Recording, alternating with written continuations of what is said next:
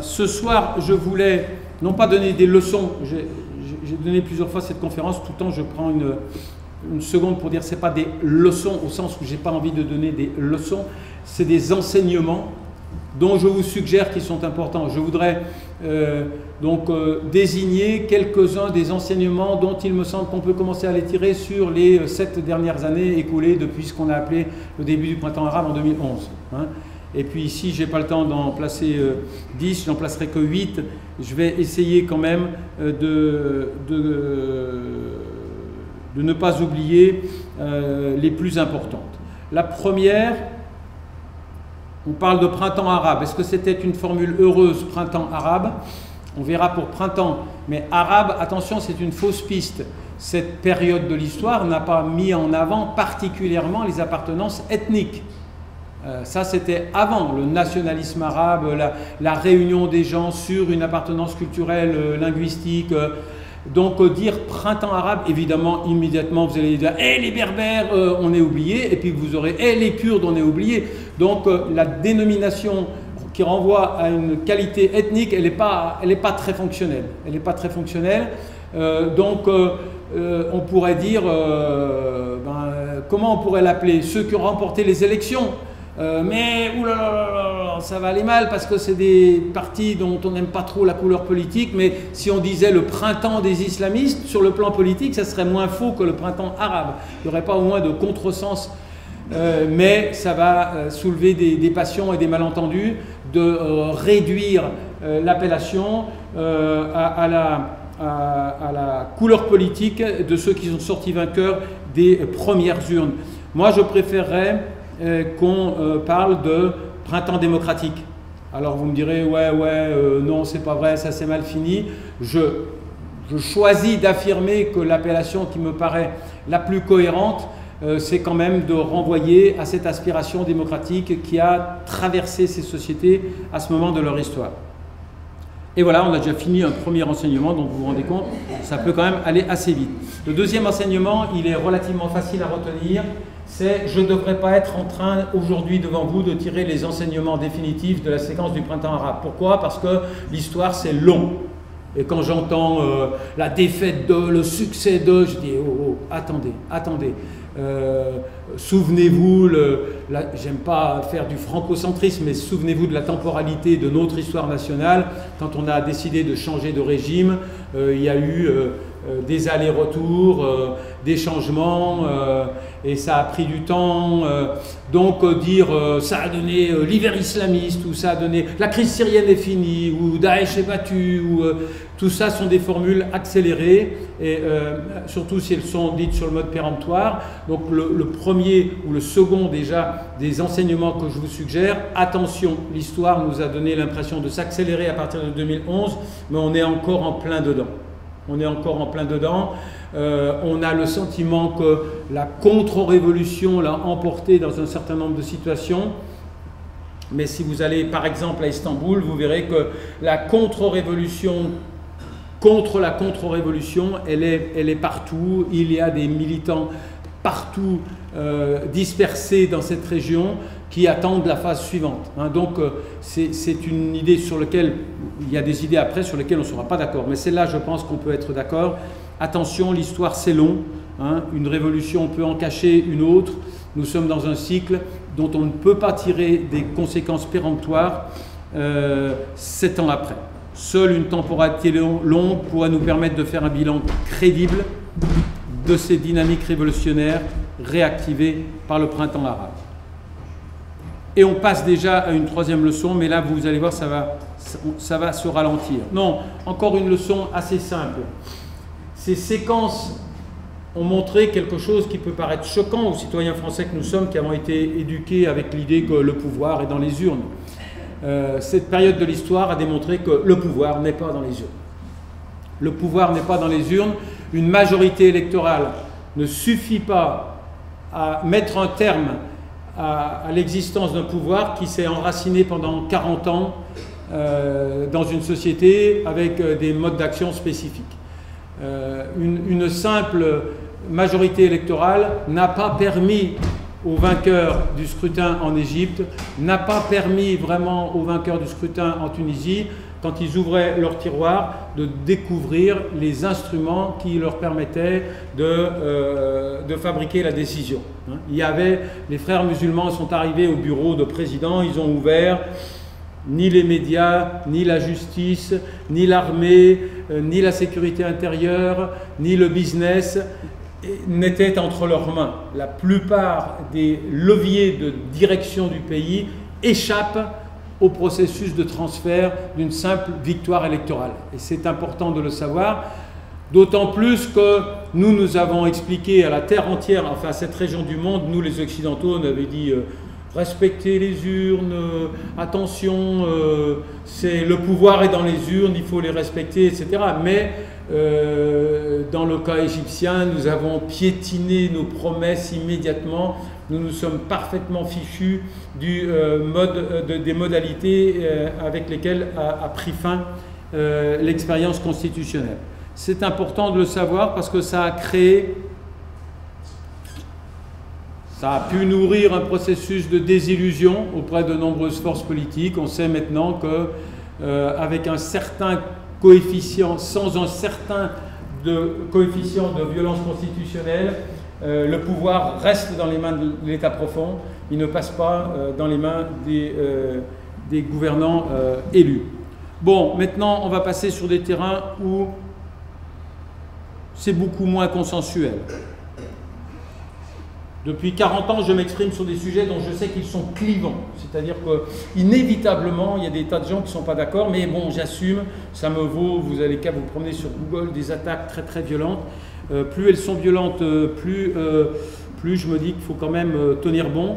Donc nous entrons là dans une zone de turbulence où tout le monde n'est pas obligé d'être d'accord. La période qui se termine, enfin la période qui... c'est cette année de printemps démocratique ou arabe sont les années de, je sais, ça va faire mal à pas mal d'entre vous, mais c'est comme ça, de faillite révolutionnaire des gauches. La page d'histoire où les gauches étaient l'avant-garde de l'alternative au régime autoritaire, elle est tournée. Les gauches n'ont pas fait de performance électorale permettant de les assimiler au fronton de la résistance au régime autoritaire. C'est comme ça. Et alors les gauches n'ont pas eu des comportements uniques. On voit bien qu'en Tunisie, il y a eu un gouvernement de coalition. Les islamistes ont gouverné avec des segments de la gauche. Mais en Égypte, on a des grands symboles des gauches anti-impérialistes qui sont, après avoir vérifié qu'elles ne faisaient plus le poids par rapport aux électeurs islamistes, elles sont allées se réfugier du côté du pouvoir autoritaire. On a un certain nombre de grands symboles des gauches qui ont tourné kazakh et qui ont mis fin à un processus qui était très très riche depuis 10 ou 15 ans dans le monde arabe. Le substrat intellectuel d'une relation dépassionnée entre les gauches et les islamistes avait été construit. Il y avait dans le monde arabe des colloques, le dialogue religieux, nationaliste. Il y avait au Yémen el-liqa el-mushtarak, c'est-à-dire le forum partagé, la rencontre commune, où des islamistes avaient appris à faire un bout de chemin avec des socialistes. Et ils avaient trouvé le matériau commun. En Tunisie, il y a eu un accord célèbre entre les islamistes et la gauche en 2005, je vais le retrouver. Eh bien, ces accords, ils n'ont pas supporté, tout particulièrement en Égypte, le verdict des urnes. Quand les islamistes ont gagné 6 scrutins de suite en Égypte, les gauches n'ont pas cherché à trouver des passerelles pour gouverner avec eux. Et c'est donc une période de l'histoire de cette région qu'il faut considérer comme telle. Cette séquence est celle de l'affirmation du poids électoral des courants islamistes dans leur diversité. J'ai essayé d'imposer une formule qui, me semble-t-il, résume bien cette problématique, qui est un peu le cœur de mon métier. Vous verrez, si vous n'avez jamais vu un islamo-gauchiste, pour la première fois, vous avez un islamo-gauchiste en chair et en os devant vous. Donc comme ça, vous verrez ce que c'est. J'ai employé l'expression omniprésente diversité des courants islamistes. Et je vais aller plus loin, le mot islamiste, je ne veux plus l'entendre. Il n'est pas fonctionnel. Il fait beaucoup plus de bruit que de lumière. Sous cette appellation, on range tous ceux qu'on n'aime pas en gros, quoi. Mais tous ceux qu'on n'aime pas, ça va de Bardadi, et moi je suis corps et âme dans la dénonciation de ce mode d'appropriation en politique de la religion musulmane, mais ça va jusqu'à Ranouchi ou même d'autres, et là on peut discuter. Donc on ne peut pas mettre tout le monde dans le même sac sous l'appellation islamiste. Le mot islamiste maintenant n'est pas fonctionnel. Il nous met, et tout à l'heure je vous ferai la liste de tous les gens, de tous les acteurs politiques qui ont intérêt à ce que quand on dit islamiste ou frères musulmans, vous vous sauviez en courant, que vous débranchiez votre cerveau et que vous branchiez vos tripes. Ils sont très très nombreux pour des raisons différentes. Donc moi, le cœur de ce que j'ai écrit sur la question, c'est de dire attention, ce mot est un mot valise, il ne recouvre pas une réalité monolithique, il faut le voir dans son historicité, et donc omniprésente diversité. Omniprésente diversité, ils sont partout. Alors je prends un exemple. Avant-hier, je me suis exprimé devant le conseil, devant le CAPS, ce qui est la structure par laquelle le ministère des Affaires étrangères entre en communication avec les universitaires au Quai d'Orsay. Et je devais leur traiter la crise yéménite, qui est un des terrains sur lesquels je m'exprime souvent, parce qu'on n'est pas très nombreux à avoir passé 6 ans dans ce pays et y avoir gardé de nombreuses antennes. Alors plutôt que de leur résumer la crise yéménite, ce qui est... Déjà ce pays, il commence avec une histoire nationale duel. Alors le Sud-Yémen, après le Nord-Yémen, c'est très très long. Je leur ai dit quels sont les enseignements, un petit peu comme je fais ce soir, quels sont les enseignements les plus importants qu'on peut tirer de la lecture de la crise yéménite. Et ça, c'est une idée à laquelle j'accorde beaucoup d'importance. Et je leur ai dit, le logiciel que vous, les diplomates, que nous, que n'importe qui avons tendance à utiliser dès lors que nous sommes en face d'un conflit au Proche ou au Moyen-Orient ou au Maghreb, c'est montrez-moi les laïcs et montrez-moi les islamistes et je saurai quel est mon camp. C'est ça, c'est notre réflexe spontané, automatique. Eh bien, j'ai essayé de les convaincre, j'essaye de vous convaincre, ce logiciel, il est dépassé. Et la crise yéménite le démontre de façon éloquente. La crise yéménite est la superposition de 3 fractures politiques. La fracture principale, ceux qui ont voulu prendre le pouvoir par la force en interrompant un processus de redistribution des ressources après la révolution. Hein. Alors il y a d'un côté des Houthis, vous en avez entendu parler, hein. Moi j'aime bien les définir sur une base simplement régionaliste. C'était des gens du nord du Yémen qui se sentaient un peu oubliés. Mais ils ont aussi une identité religieuse. Et leur slogan c'est « Abat Israël, mort aux Juifs, vive l'Amérique, abat l'Amérique et vive l'islam ». Bon, il y a du poil au menton, vous êtes bien d'accord. Et de l'autre côté du clivage, il y a qui? Il y a l'Islah, At-Tagamoua, le Yéménite et l'Islah, le parti yéménite de la réforme, le rassemblement yéménite de la réforme, c'est les frères musulmans. Donc vous voyez bien que vous ne pouvez pas dire « moi je suis avec un côté ou je suis avec l'autre » en vous servant de la variable où sont les laïcs. Hein. Le deuxième clivage, c'est un clivage qui est réactivé de façon particulièrement vicieuse par des gens que j'aime pas, mais ne leur répétez pas. C'est les Émiratis qui ont une stratégie qui est très pernicieuse actuellement au Yémen, qui consiste à reverser de l'huile sur le feu du séparatisme du Sud. Eh bien, vous avez un mouvement séparatiste du Sud qui mobilise des milices salafis financées par les Émiratis, et vous avez le reste du pays. Là encore, votre grille islamiste laïque ne peut absolument pas fonctionner. Le troisième clivage, c'est les 2 groupes sunnites radicaux, Daesh et Al-Qaïda, qui non seulement se battent contre tout le reste du pays, mais qui se battent entre eux. Ma clé de lecture, où sont les laïcs, elle ne fonctionne pas du tout. Donc, vraiment, si vous arrivez à vous convaincre que quand vous regardez la situation, mais partout, également en Syrie, ne vous laissez pas vendre l'idée que d'un côté, il y a les méchants barbus et de l'autre, les gentils laïcs. Ça ne fonctionne pas. Il y a une instrumentalisation dans la communication de notre penchant naturel pour les laïcs. Ça, oui, les régimes savent bien faire. Tous les régimes nous vendent de l'islam modéré depuis toujours. Tous les régimes du Maghreb nous disent « avec moi, vous allez voir, les musulmans sont gentils hein ». Il y a eu la génération des généraux algériens. généraux algériens, vous vous souvenez, c'est quand même eux qui ont sauvé la laïcité en 1991. Vous vous souvenez quand même, hein? Vous savez maintenant dans quel état est l'Algérie? On sait à peu près où on en est pour avoir sauvé la laïcité, parce qu'on a laissé le processus, qui était quand même un processus démocratique électoral, être complètement écrasé au nom de la sauvegarde de la laïcité.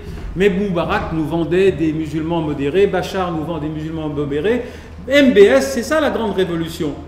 Moi, quand MBS a commencé à dire « Ouais, vous allez voir l'islam en Arabie Saoudite », je dis « Oh, il n'y a rien de nouveau ». Tous les autres chefs d'État arabes nous ont tenu cette rhétorique. Et puis vous avez vu derrière que tout en nous vendant de l'islam modéré, il était capable de faire découper les gens que je connaissais bien, en l'occurrence Jamal Khashoggi, à la scie à os dans la cave du consulat d'Istanbul. Hein. J'y étais, moi, le lendemain, je suis allé au consulat, mais je ne suis pas rentré.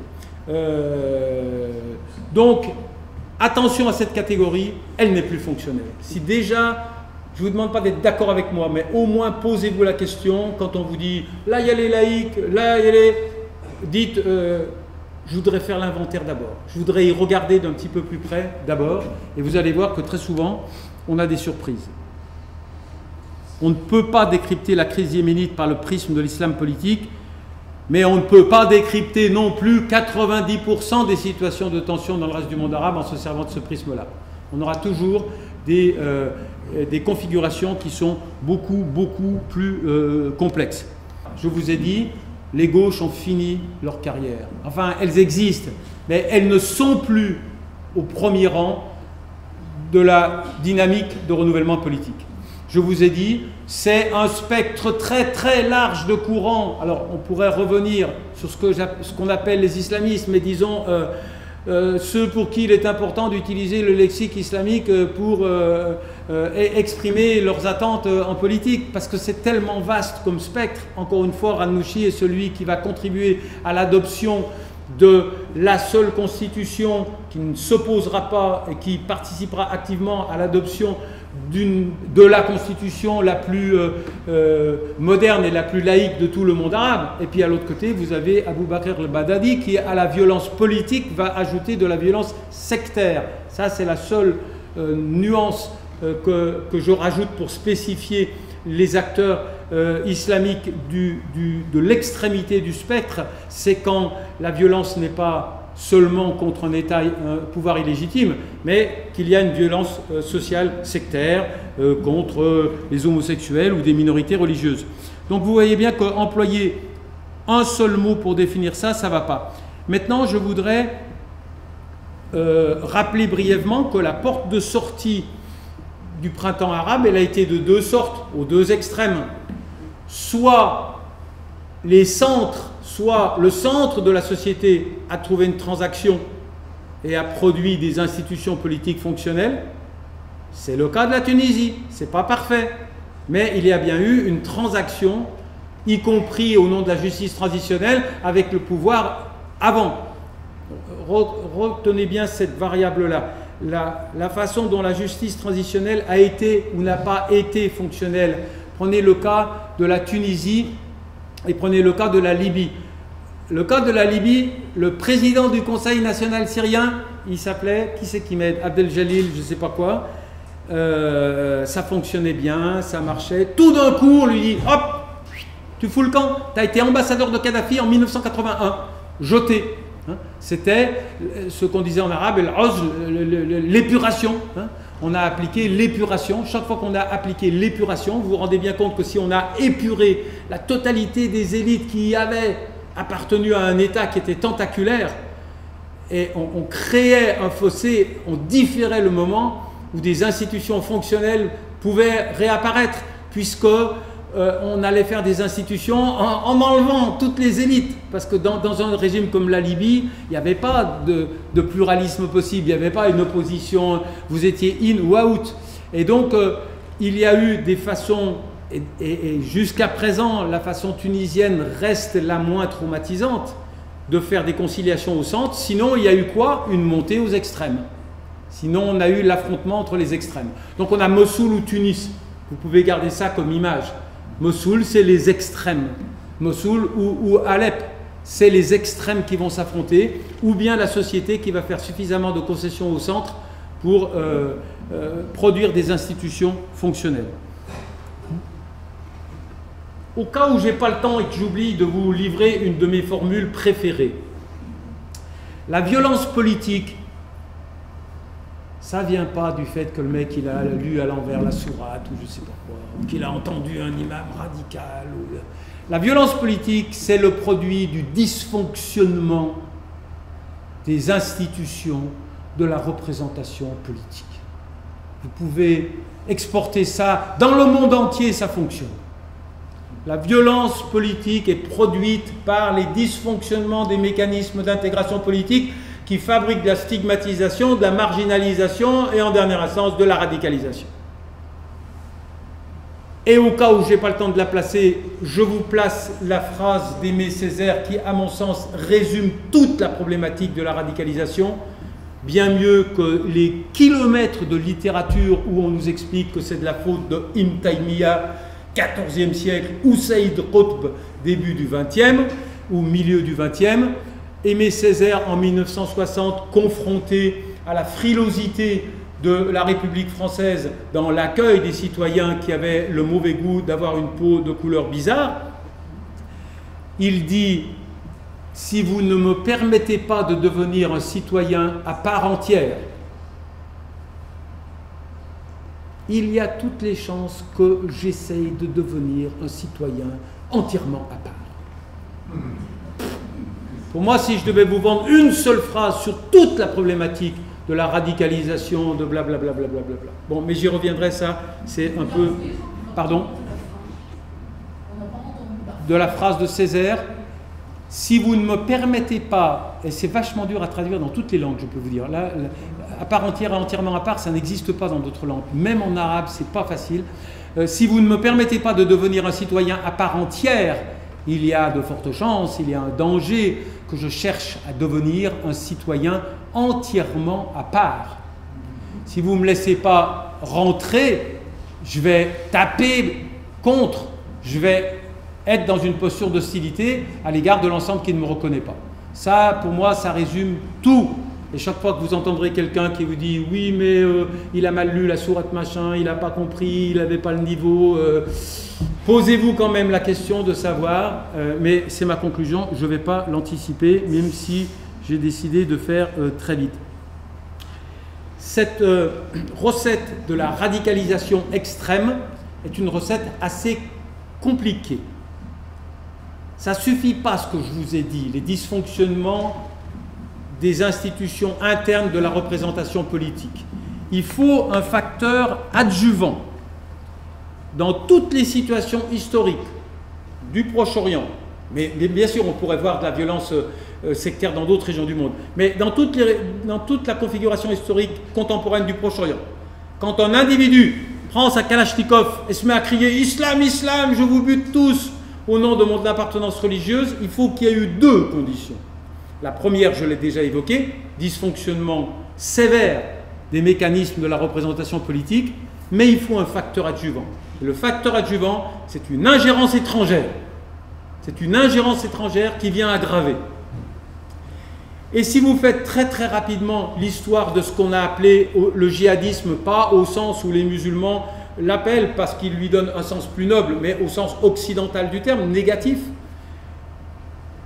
vous allez voir des faux djihadistes, mais j'aime bien en parler quand même, au milieu des années 80, le Yémen du Sud est le terroir d'une expérience politique très innovante. Ça sera le seul pays de tout le monde arabe où on va faire un usage ouvert de la référence marxiste.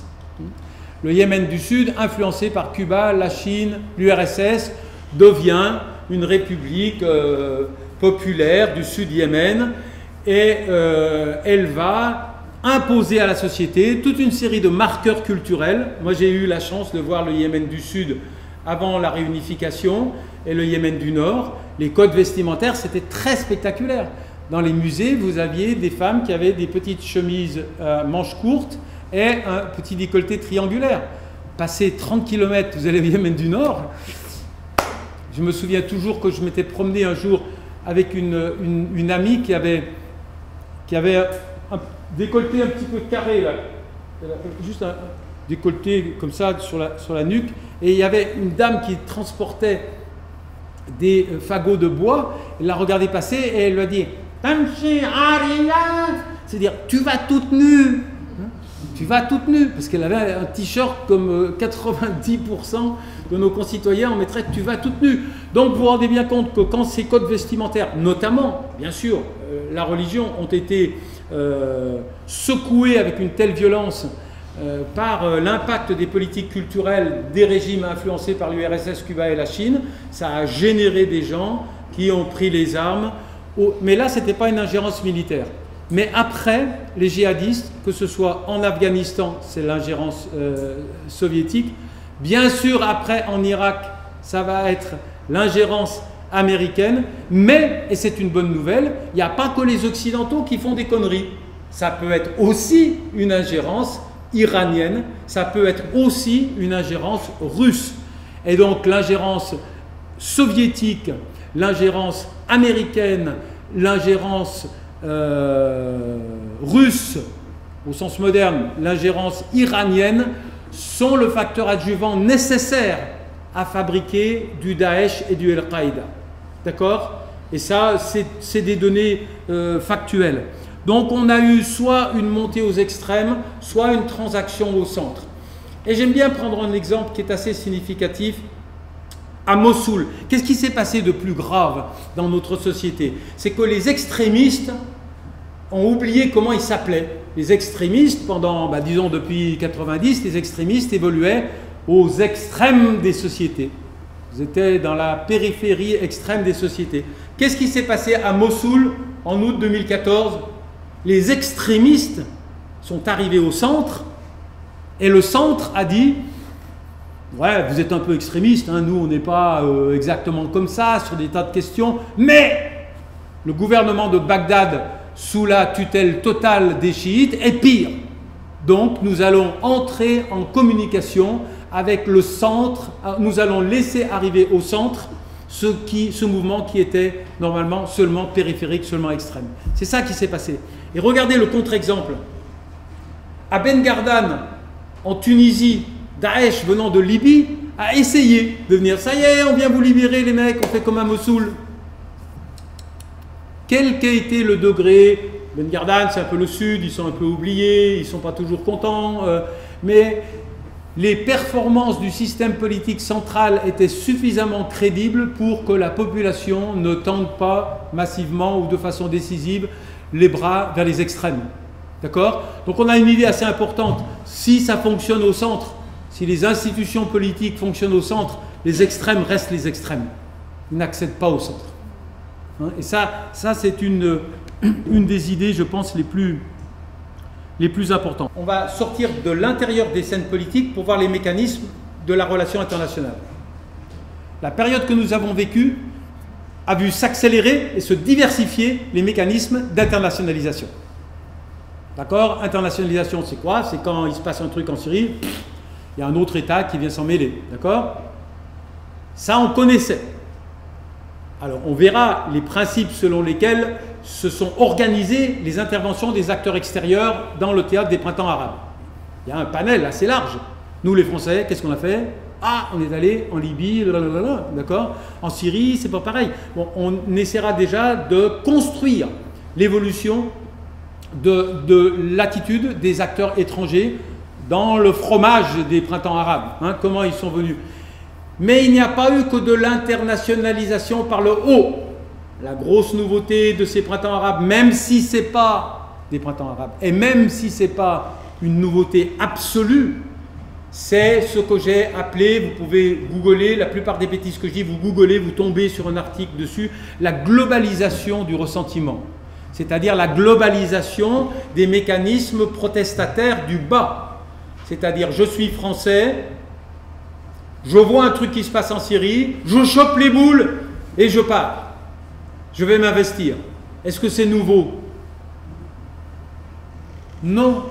Avant-hier, j'ai reçu un mail d'un étudiant britannique qui m'a dit « Monsieur, vous avez fait une allusion au départ des Français pour soutenir les milices chrétiennes pendant la guerre du Liban. Est-ce que vous auriez des détails supplémentaires ?» Et alors, pour lui trouver des détails supplémentaires, j'ai rebougolé un petit peu et j'ai vu comme ça que des gens de la famille proche de Marine Le Pen avaient fait partie des gens, mais pas que, mais disons de larges fractions de l'extrême droite sont partis défendre les chrétiens par solidarité confessionnelle, sont partis défendre les chrétiens pendant la séquence de la guerre civile libanaise. D'accord ? Avant, je disais, parmi vous, il y a certainement dans la salle, mais maintenant, j'arrive parmi les plus vieux, donc ce truc-là ne fonctionne plus du tout, c'est ça la nouveauté. Mais disons, les brigades internationales en Espagne, les 36. Et bien sûr, même si nous sommes sur un terrain glissant, des citoyens français qui ont la double nationalité partent en toute légalité casser du palestinien dans les territoires de Palestine. C'est aussi une globalisation, une internationalisation par le bas individuelle de crise. D'accord ? Donc, qu'est-ce qui s'est passé dans cette séquence historique qu'on a vue ? Eh bien, ça a pris une ampleur jamais vue. Il y a eu jusqu'à 80 nations représentées dans les rangs de Daesh.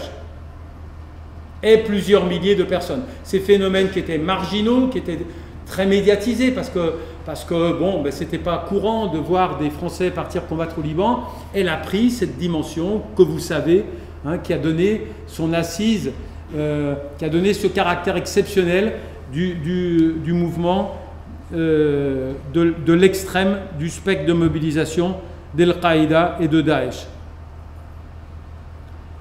L'internationalisation par le haut, par les États, elle s'est faite on pourrait essayer de la construire.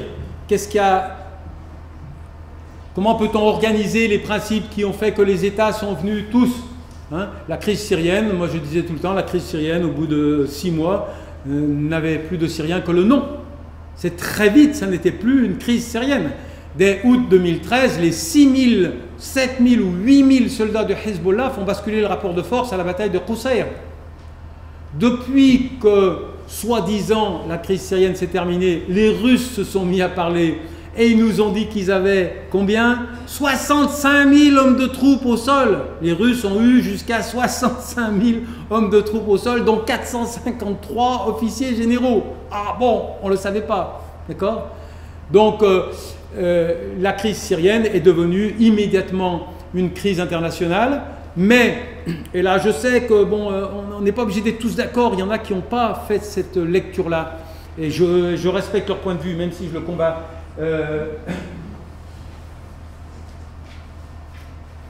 Ceux qui soutenaient le régime syrien, c'est des gens bien. Ils ont fait le boulot sérieusement. Ils l'ont vraiment soutenu. Ils n'ont pas changé d'avis.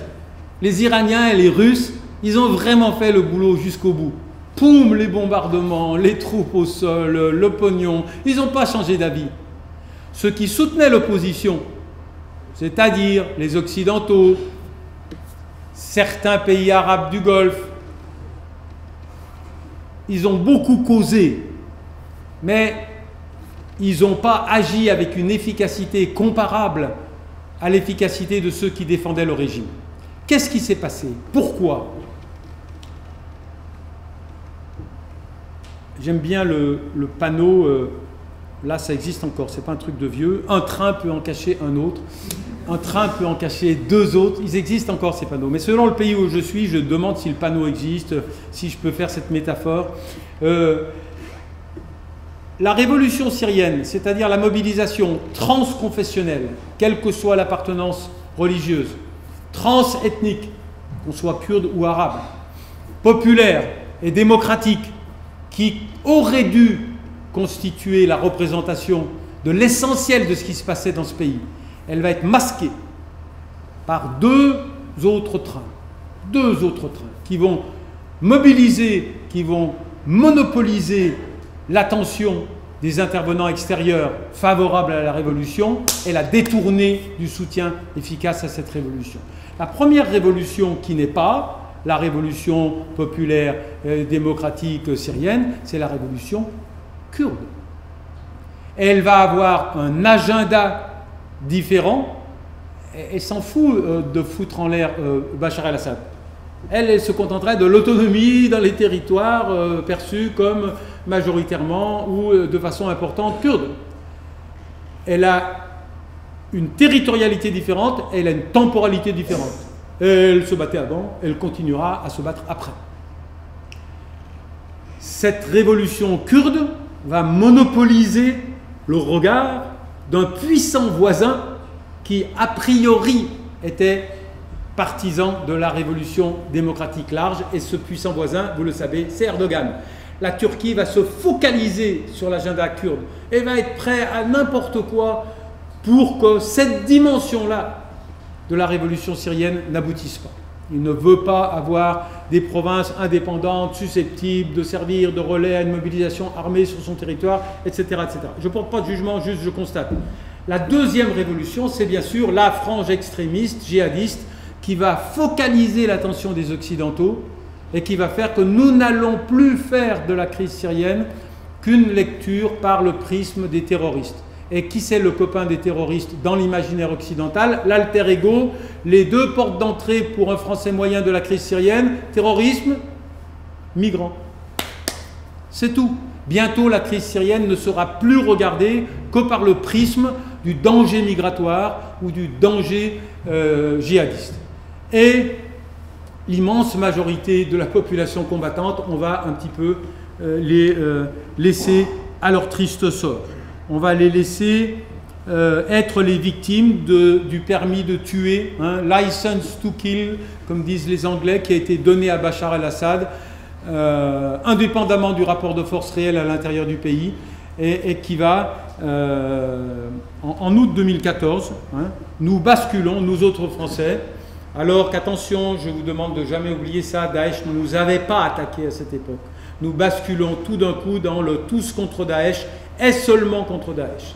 C'est-à-dire que nous allons cesser toute forme de pression sur le régime et nous allons nous focaliser exclusivement. Ça, c'est un tournant, il faut le comprendre tout particulièrement. Je voudrais, pour vous donner un exemple, mais on pourrait en prendre plein d'autres. Pourquoi le Brésil, il a soutenu Bachar el-Assad, par exemple, hein? Eh bien, l'ami avec qui j'étais hier, qui était une des personnalités de l'opposition syrienne, s'est rendu, c'était à Brasilia, je crois, et dans la négociation, il fait valoir les arguments de la révolution syrienne, et les autorités lui ont dit une chose très simple, il dit, écoutez, si les Syriens du Brésil, et pareil, Chili, Argentine, votent demain pour la révolution, nous on est avec la révolution. Mais débrouillez-vous avec les communautés. Donc, par exemple, un mode d'internationalisation du Brésil, eh ben, c'était des communautés. Alors, si vous tirez les fils, vous verrez qu'au Chili et en Argentine, il y a un primat des communautés chrétiennes. Ce sont les communautés chrétiennes qui, à la fin du 19e siècle, sont venues s'installer au sud de... Et donc, ça fait une variable, parce que le régime de Bachar est très bien arrivé à manipuler le sentiment minoritaire des chrétiens, etc., etc. Mais voilà un mode d'internationalisation. Le Brésil a voté Bachar parce que les Syriens, les Brésiliens d'origine syrienne votaient Bachar. Nous, qu'est-ce qu'on a fait les Français? Parce que ça résume bien. Nous, on a eu 3 postures successives. La première, quand il y a eu le mouvement tunisien, je ne sais pas si vous vous souvenez, Madame Aïlou Omari a dit à Zine El Abidine Ben Ali, si vous voulez, on vous vend des matraques avec un manche plus court pour que vous tapiez plus précis. Hein. C'est-à-dire que nous avons proposé des moyens techniques permettant de mieux contrôler les tensions, etc., etc. Nous n'avons absolument pas regardé d'un bon œil la dynamique de remise en cause d'un régime dont on savait jusque-là qu'il était pourri, qu'il était foutu, on ne pouvait pas dire qu'on ignorait, mais non. Nous avons aidé Moubarak, nous avons aidé Ben Ali dans le sens de la répression. Et puis, boum, une gifle sur la joue gauche, boum, une gifle sur la joue égyptienne. On a commencé à comprendre qu'il ne fallait pas mettre nos œufs dans le panier des régimes discrédités. Il fallait jouer la carte révolutionnaire. Roum, 180 degrés à gauche. Et on entre dans la séquence libyenne. Ah, la séquence libyenne, attention les dégâts. On va non seulement soutenir l'opposition, mais on va y aller de la main, hein, en l'occurrence des rafales, et on va quasiment aider à assassiner le chef de l'État. Hop, une dose, on va jusqu'à... On a contribué, hein, c'est nous qui avons bombardé le convoi qui a envoyé Kadhafi dans un égout, et on ne sait pas exactement d'où est venue la balle qui l'a achevé. Hein, il y a une petite zone de flou. Donc on est passé à l'extrême opposé, avec les contradictions bien sûr inhérentes à cette attitude exceptionnelle, parce que bien sûr on a dit qu'on allait protéger les civils, mais bon, cette période est opaque, hein, on sait bien qu'il y avait de puissantes odeurs de pétrole, que c'était ça qui nous avait motivés. On sait bien qu'on avait eu des relations avec Kadhafi qui étaient quand même bizarres. Il y a un dossier... bon. Mais ça, c'est notre deuxième posture. Et donc en Syrie, nous allons entrer avec ce logiciel-là. On soutient les opposants, on les aide à se constituer institutionnellement à Paris. Mais on le fait, c'est une parenthèse, c'est pas central dans ce que je raconte, on le fait avec déjà des exigences bizarres. On veut fabriquer, on veut modeler l'opposition syrienne, on veut que ça soit une opposition, on veut que ça soit comme des Arabes qui nous plaisent, d'accord? Les Arabes qui nous plaisent, j'emploie une expression triviale, je dis mini-jupe Johnny Walker. Hein? On veut que ça soit la frange laïque, et sinon c'est pas bon. Et ça c'est une erreur structurelle de la diplomatie française. On ne fait pas de la politique avec la société telle qu'elle est, mais avec la petite frange qui nous dit dans la langue qu'on comprend ce qu'on a envie d'entendre. Bon, mais ce qui va être notre troisième posture est beaucoup plus compliqué que ça. Nous allons lentement, irrésistiblement changer complètement de logiciel et nous allons cesser de facto de soutenir les révolutionnaires. Pourquoi? Pour les raisons que j'ai dit déjà, pour l'émergence du phénomène djihadiste et pour la crainte migratoire, ce qui est un mauvais résultat parce que le mécanisme migratoire était alimenté par le fait que le régime perdurait bien davantage que par les agissements de la frange radicale. J'écris rarement dans Le Monde, mais une fois j'ai eu une double page, donc vous pouvez la googler, et le titre c'est « Les Occidentaux ont réagi face à Daesh comme le taureau face à la muleta ». C'est ça qu'on a fait. On a perdu complètement de vue la complexité de la crise. Et le troisième facteur, le plus important qui fait que nous allons complètement changer de pied, c'est les résultats des élections en Tunisie et en Égypte. Dès lors que nous voyons que des élections font sortir des forces politiques dont on n'a pas accepté qu'elles pouvaient être des acteurs légitimes du changement, bon. Donc le logiciel français de l'internationalisation, il est en 3 temps. On soutient le manche, on bascule complètement de l'autre côté avec un certain excès, et après, sans le dire, on revient à la posture initiale. Nous allons soutenir le coup d'État de Sisi très nettement. Nous soutenons en Libye, sans le dire, Haftar, l'homme fort, en nous fichant complètement qu'il mobilise des milices salafis extrêmement radicales. On s'en fout complètement. On soutient l'homme fort, on soutient Sisi, on soutient Haftar. On est revenu à la case départ du soutien à ceux que moi j'ai appelés il y a 20 ans les Pinochet arabes. C'est-à-dire des régimes qui sont illégitimes eu égard de leur peuple, mais qui se crédibilisent à notre égard. Soit ils nous défendaient, aux États-Unis, ils ne nous défendaient pas contre les islamistes, ils les défendaient contre qui? Contre les communistes. Mais le mécanisme était le même. Le mécanisme était le même. J'ai fait un jour, c'est le bon côté de ce métier-là, mais j'ai fait des conférences au Chili. Et il y avait 2 choses qui m'avaient amusé, elles sont complémentaires. Au premier rang, il y avait un garçon, il avait Che Guevara sur la gauche, et qui sur la droite? Ah non, Oussama Ben Laden. Ben Laden, Che Guevara. Et il y a quelqu'un qui m'avait dit, mais vous savez monsieur, parce que moi j'étais là avec mon gros baratin, les régimes illégitimes maintenus dans le monde arabe par les puissances occidentales, parce que, dit monsieur, oh, stop, vous êtes au Chili ici. Les régimes illégitimes imposés de l'extérieur pour des avantages économiques, on connaît nous les Chiliens. Et c'est vrai, C'était exactement le même mécanisme. Donc là, vous avez la matrice française de l'internationalisation. Mais pour la compléter, je vous dirais matrice de l'internationalisation de la crise du Yémen. C'est un petit peu plus compliqué. Dans Libération, vous pouvez googler, j'ai fait un papier, je voulais que ça soit le titre, mais ça n'a pas été le titre. Mais à la fin, je disais, contrairement à ce qu'on dit, la crise yéménite est une crise simple. C'est pas si compliqué que ça. Les déchirures du tissu yéménite sont extrêmement complexes. La façon dont tout le monde met la main dans le pot de miel, c'est extrêmement complexe. Mais les raisons qui font que ce remède saoudo-émirati, pire que le mal, continue, la campagne aérienne des Saoudiens, la campagne de nos chars Leclerc émiratis au sud, pourquoi elle continue? Pourquoi personne ne les a arrêtés? Pourquoi les Américains ne les arrêtent pas? Pour une raison très simple, parce que ce conflit est labellisé conflit anti-iranien.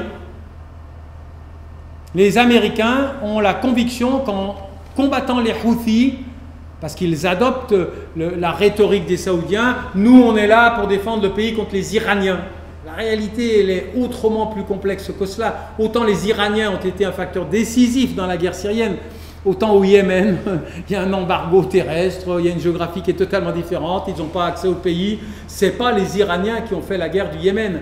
Mais si on labellise la guerre contre les Houthis guerre anti-iranienne, alors il y a un petit pays très bruyant et dont vous avez peut-être entendu parler par Stéphanie Lat Abdallah hier si vous êtes allé voir son film, qui se fait obéir sans restriction aucune par les Américains et qui demande qu'on poursuive le conflit. Si le conflit yéménite, si l'action de la coalition saoudo-émirati se poursuit au Yémen, malgré ses contre-performances aussi bien militaires, parce qu'il faut savoir que depuis le début de cette guerre, vous savez, le Yémen, en haut au nord des montagnes, en bas des plaines, en haut des bombardements aériens, en bas des combats au sol plus classiques. Les Émiratis, la coalition au sol, n'a pas réussi à mettre un doigt de pied dans le Yémen du Nord. Donc vous voyez les limites du potentiel de l'efficacité militaire. Si au moins il y avait un camp qui était battu, ben après on passerait à autre chose, malgré la douleur de la défaite. Mais non, là on a un mécanisme qui détruit le pays, qui détruit les infrastructures, sans évolution militaire. Et ben pourquoi ça continue? Là on a un autre mécanisme d'internationalisation, parce que ça correspond aux intérêts mal compris de l'agenda israélien et américain. Vous voyez, c'est un autre mécanisme d'internationalisation. Alors là, bien sûr, si j'avais 2 heures, je pourrais vous donner plein d'autres exemples. Pourquoi Poutine? Mécanisme de l'internationalisation par Poutine, ça serait très intéressant. Je vais juste en une phrase vous dire, en plus de tout ce que vous savez sur les motivations de Poutine, il y en a une qu'on ne cite pas souvent, il déteste les musulmans. Et il a le sentiment, quand il se bat en Syrie, de se venger des affronts subis par l'armée soviétique en Afghanistan. Et c'est un de ses conseillers qui me l'a dit sur ce ton-là. Il m'a dit, c'est parfait ce que tu as dit. Oui, c'est vrai, avant toute chose, il veut se venger des mauvaises manières que vous, les Occidentaux, vous l'avez fait en Ukraine. Mais il y a autre chose. Il se venge de ce qu'ils ont subi en URSS, de ce que l'URSS a subi en Afghanistan dans les années 80. Les réseaux sociaux, est-ce que ça... On a changé, hein, quand même, il faut dire. Les réseaux sociaux, est-ce que ça a fait le printemps arabe? Est-ce que... Il n'y a que ça. Il y a 10 ans, on disait Al-Qaïda, c'est Internet. S'il n'y avait pas Internet, oui. Mais on disait aussi l'anarchisme, c'est l'automobile. La bande à Bono, sans la voiture, ils n'auraient jamais réussi. Moi, je modère beaucoup ce guide de lecture. Les technologies, elles sont une arme à double tranchant. Et je vous donne un seul exemple. À Damas, où je vivais en 2011, si on voulait aller sur Facebook, on devait avoir des proxys, on devait contourner. Facebook était interdit. Au mois de mars 2011, que fait le régime syrien? Il autorise Facebook. Ah, pourquoi? Pour que les pauvres militants viennent tous se faire des groupes et qu'avec une technologie vendue par des sociétés françaises, merci la France, hein, au mois de septembre, ils puissent arrêter 1800 ou 2500 militants d'un coup d'un seul, qui s'étaient tous déclarés comme tels sur le réseau social. Un truc que vous connaissez peut-être moins, mais qui est très très impressionnant. Les Américains ont commencé à marquer des points contre la rébellion irakienne quand ils sont arrivés en Irak, après avoir généreusement implanté 2 sociétés de téléphonie. Allez, un téléphone pas cher et tout, les téléphones portables. Et les téléphones portables, moi je me souviens, un ami, j'ai de mauvaises fréquentations, mais je me souviens d'un ami policier de l'antiterrorisme, il a dit, nous tout ce qu'on veut, c'est qu'ils aient des portables. Le portable, c'est une banque de données. En une seule seconde, vous avez tout le réseau qui est vendu. Et donc, attention aux explications simplistes. Il y a eu une révolution en Égypte parce qu'il y avait les réseaux sociaux. Non, il y a eu des révolutions en Égypte et un peu partout parce qu'il y avait de très solides et durables dysfonctionnements des institutions de la représentation politique. Alors après, il reste une petite leçon, je crois, où... Ah si, quand même, ça c'est important. Le sectarisme, le « je te tue, tu me tues » parce qu'on a des chapeaux qui ne sont pas de la même forme, ne peut pas être une clé de lecture absolue. Quand j'entends « Oh, au Proche-Orient, vous savez, il y a des sunnites, il y a des chiites, donc ils se mettront toujours sur la gueule, on n'y peut rien. » Non, c'est pas... La division sectaire n'est que très rarement le moteur du différend politique. En conséquence, lorsque le lien national s'affaiblit, si je ne suis plus syrien, parce que le régime il flotte, il n'arrive plus à être là, qu'est-ce que je suis? Oui, je vais m'accrocher à une appartenance infranationale. Elle ne sera pas forcément religieuse. Et la Syrie est un excellent exemple. Si je ne suis plus syrien, je peux devenir kurde. Mais bien sûr, je peux devenir sunnite, je peux devenir chiite.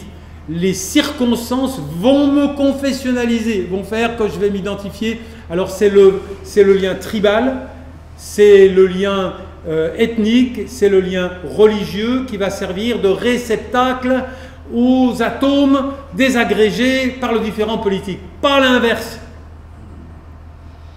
Vous n'avez pas vu ma casquette? Non, je vais vous la montrer. J'ai une super casquette dont je suis très fier, je l'ai déjà présentée, parce que je l'ai achetée au Kyrgyzstan il y a 15 jours. Kyrgyzstan, ce sont ces républiques soviétiques qui ont, soi-disant, si on lit le livre d'Hélène Carrère d'Ancos, qui ont fait exploser le centre. Hein? L'Empire éclatait, les atomes de l'intérieur allaient faire éclater le centre. Il s'est passé exactement le contraire. Exactement le contraire. C'est le centre qui a implosé. Et les autres, ils ne voulaient pas particulièrement se barrer. Ils se sont retrouvés comme ça, qui avec un potentiel atomique énorme, c'était le cas du Kyrgyzstan par exemple, etc., etc.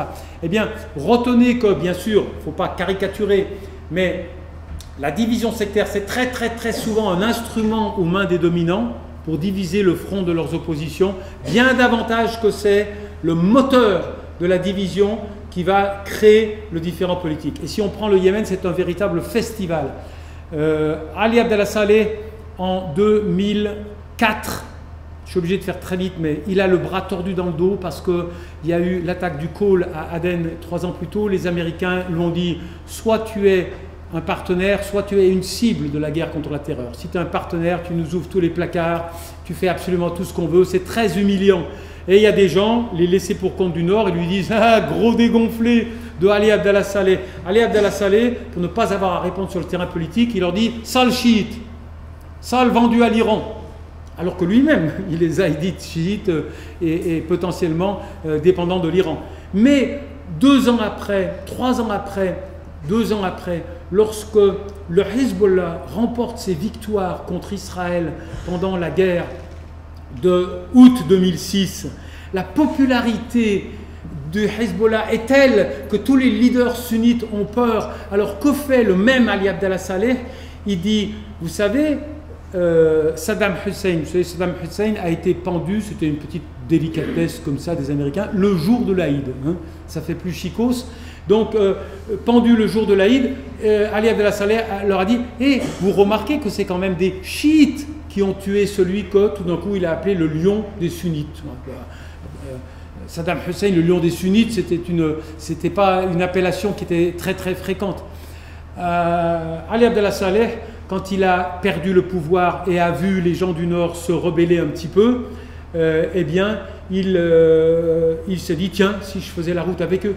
Et il est passé avec eux. Et puis 2 ans après, et il a vu que ça n'allait pas assez vite, il a retrahi, il est passé de l'autre côté. Chaque fois la variable sectaire a été utilisée et chaque fois c'était par les puissants pour manœuvrer le corps politique. Ça n'a jamais été à la racine d'un conflit. Allez, je pense qu'on arrive. Mais ça c'est très très important. Ne vous laissez pas... Bon, une autre caractéristique de la période qu'on a vécue, l'émergence des acteurs secondaires. Pour la première fois, des crises majeures se déroulent en l'absence des superpuissances. La crise syrienne se règle pas complètement sans les Américains, mais ils ne sont pas aux négociations centrales. La crise du Yémen, paradoxalement, on le signale moins, se règle sans que la Russie essaye d'y jouer un rôle premier. C'est là les États-Unis qui ont repris la main. Mais ce qui est intéressant à noter, c'est que ces acteurs secondaires, la Turquie, l'Arabie Saoudite, l'Iran, les Émirats, ils prennent très vite les mauvaises habitudes des superpuissances. Les petits Émiratis, ça fait 2 fois que je le dis, vous allez finir par le savoir, que j'aime vraiment pas du tout, eh bien, ils sont en train, ni plus ni moins, au Yémen, de se tailler un empire portuaire. C'est ça qu'ils veulent. Ils ont occupé l'île de Socotra. On est à des années-lumière de la restauration du pouvoir du président Abderrabou Mansour Hadi. On est juste, ils sont en train de se tailler un petit empire. Donc les petits apprennent très vite les pires des comportements des grands.